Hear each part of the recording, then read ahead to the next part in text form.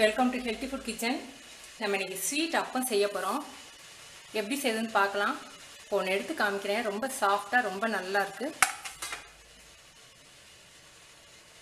ரவை வந்து 1 கப் எடுத்துருக்கேன். இதை நம்ம வறுத்துக்கணும். அவல் 1/2 கப் எடுத்து ஊற வச்சு அலசிட்டு ஊற வைங்க.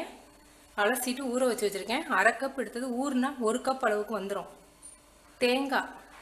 தேங்காய் பூ வந்து ஒரு 6 ஸ்பூன் அதாவது 5 டேபிள் ஸ்பூன். தயிர் 2 டேபிள் ஸ்பூன் எடுத்து வச்சுருக்கேன். நல்லா புளிக்காத தயிராக இருக்கணும். பால் 1 கப் எடுத்துருக்கேன்.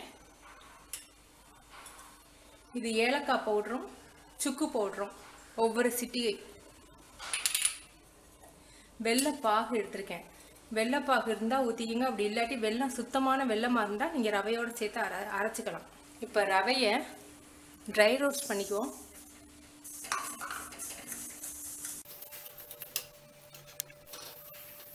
போதும், ரோஸ்ட் ஆகிடுச்சு. அமர்த்திடலாம்.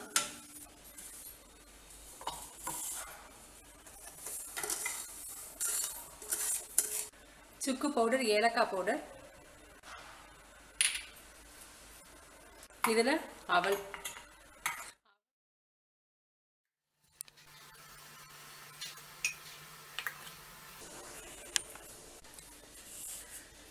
நம்ம 1 கப் பாலையும் ஊற்றிட்டோம். 1 கப் பால், அவல், ரவை 3 சேர்த்து அரைச்சிக்கிட்டேன். இப்போ நான் வெள்ளைப்பாகு ஊற்றுறதுனால பால் 1 கப் மட்டும் ஊற்றிருக்கேன். நீங்கள் பத்தலைன்னா இன்னும் கொஞ்சம் ஊற்றிக்கலாம். பால் வெல்லம் போட்டிங்கன்னா. நான் இப்போ வெள்ளைப்பாகு ஊற்றுறேன். நீங்கள் சுத்தமான வெல்லமாக இருந்தால் அப்படி போட்டு அரைச்சிக்கலாம். வெல்லம் சுத்தமாக இல்லைன்னா நீங்கள் வந்து பாகு தான் காய்ச்சணும். காய்ச்சி வடிகட்டிக்கணும்.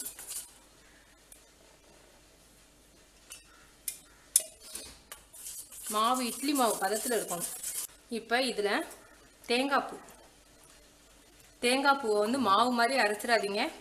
கொஞ்சம் திப்பி திப்பியாக இருந்தால் தான் கடிபட நல்லாயிருக்கும். அதோட தயிரையும் சேர்த்துருவோம். இதை மிக்சியில் வைப்பரில் போட்டு 1 செகண்டில் எடுத்துருவோம். இதில் 1 சிட்டிகை மட்டும்தான் உப்பு போடணும். உப்பு கூடி போயிடக்கூடாது. அந்த ஸ்வீட்டுக்கு வந்து லேசாக உப்பு சுவை இருக்கணுங்கிறதுக்காக நம்ம 1 சிட்டிகை மட்டும் உப்பு போடுறோம். குக்கிங் சோடா 1 சிட்டிகை.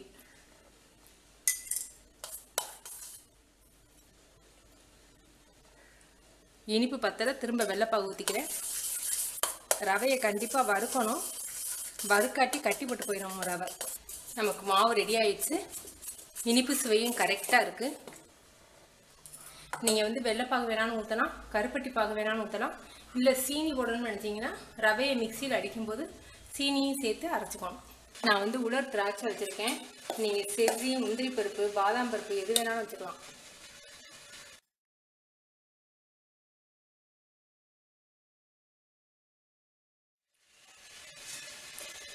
இப்போ வெந்துருச்சான்னு பார்க்குறதுக்கு இந்த மாதிரி ஒரு ஸ்டிக்கை நனைச்சிக்கோங்க. தண்ணி இல்லாட்டி ஒட்டும். மாவு இல்லை, வெந்துருச்சு. நம்ம இதை எடுத்துடலாம். இப்போ இது மாவு இல்லை, தேங்காய். இப்போ ஒன்று பிச்சு காமிக்கிறேன்.